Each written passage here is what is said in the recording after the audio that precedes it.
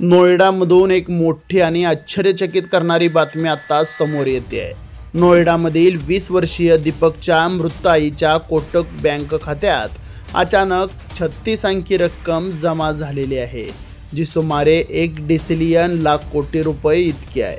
पण हे पैसे आले कुठून याबाबत कोणालाच काही समजले नाही।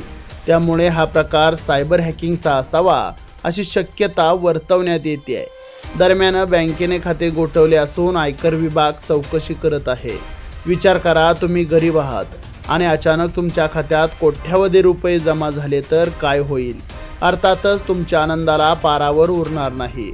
आपल्यापैकी काही जण इतर पैसे पाहून ठार वेडेही होतील, पण ही केवळ कल्पना नाही, असा प्रकार खऱ्या आयुष्यात घडलाय।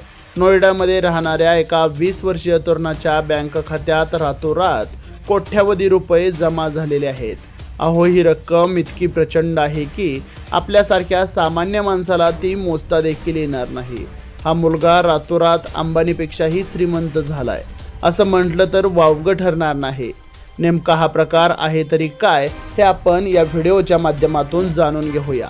समोर आलेल्या माहितीनुसार या मुलाचं नाव आहे दीपक। त्याच्या कोटक महिंद्रा बँकेच्या खात्यात 36 अंकी रक्कम जमा झाली आहे।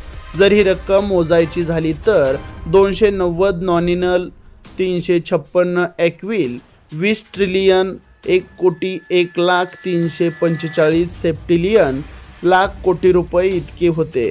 सोप्या भाषेत सांगायचं झालं तर ही रक्कम 1 डिसिलियन लाख कोटी रुपये इतकी आलेली आहे। पण हे पैसे आले कुठून याबाबत मात्र अद्याप कुठलीही अधिकृत माहिती समोर आलेली नाही। आयकर विभाग या प्रकरणाची चौकशी करत आहे।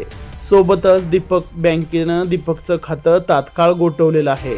हा प्रकार तांत्रिक गडबडीमुळे झाला असावा किंवा त्यामध्ये सायबर हॅकिंगचा प्रकार असावा अशी प्राथमिक शक्यता वर्तवण्यात येते आहे आणि या शक्यतेभोवतीच तपास विभाग आपलं काम करतोय।